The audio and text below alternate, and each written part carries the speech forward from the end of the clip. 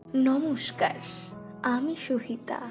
আজ আমি নিয়ে এসেছি আপনাদের কাছে একান্ত এক অনুভূতির গল্প। সুলেখিকা অর্পিতা চ্যাটার্জি।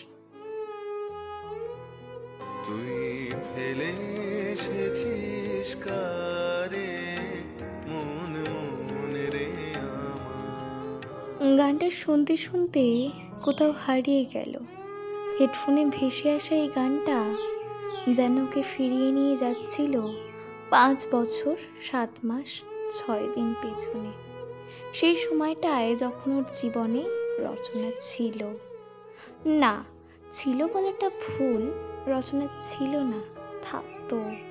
ওদের বন্ধুত্বটা ঠিক কোন দিনে কোন সময়ে তৈরি হয়েছিল অর্চনার এখন মনে পড়ে না সেসব কথা।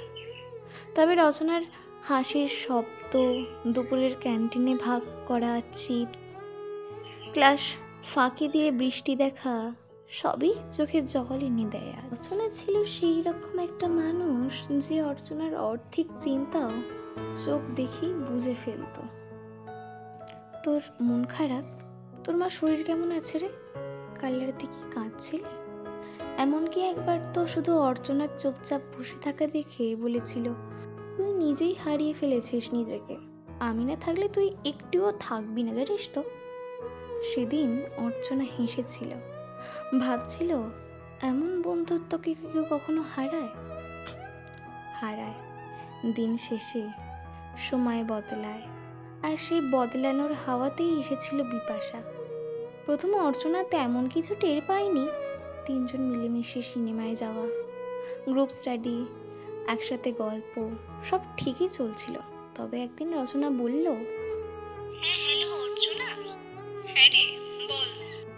বলছিলাম আমি আর বিপাশা মলে যাচ্ছি, তুই যাবি নাকি আমাদের সঙ্গে?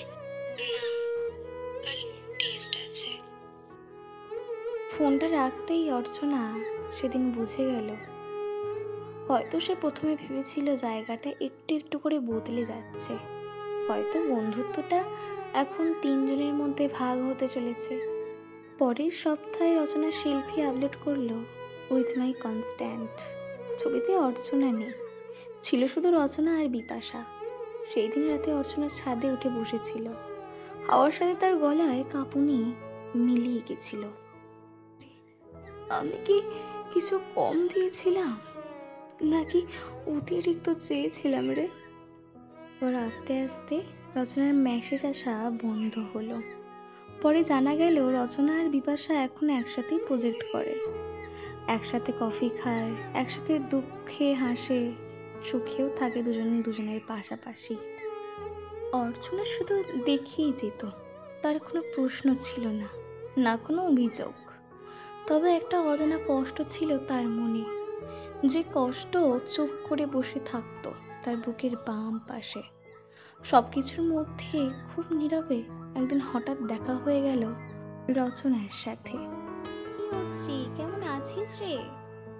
অর্চনা হেসে বলল, ভালো, তুই? দুজনেই বলল, কখনো একদিন দেখা কর, কথা বলি। কিন্তু দুজনেই জানতো এই দেখা হওয়া নিয়ে আর কোনো গল্প লেখা হবে না, কারণ বন্ধুত্ব হয়তো শেষ হয় না, কিন্তু একতরফা হলে সেটা সম্পর্ক হয়, একটা এক্সপায়ার্ড অনুভব মাত্র।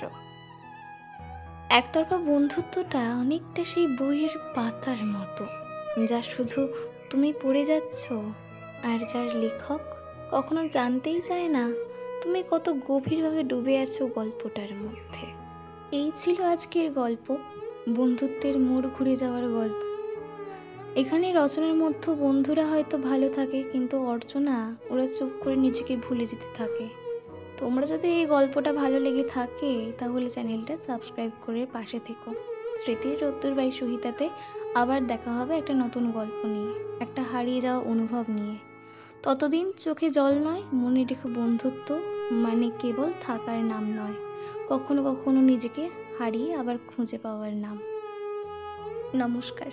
এখানে ভুল ত্রুটি মার্জনা করবেন।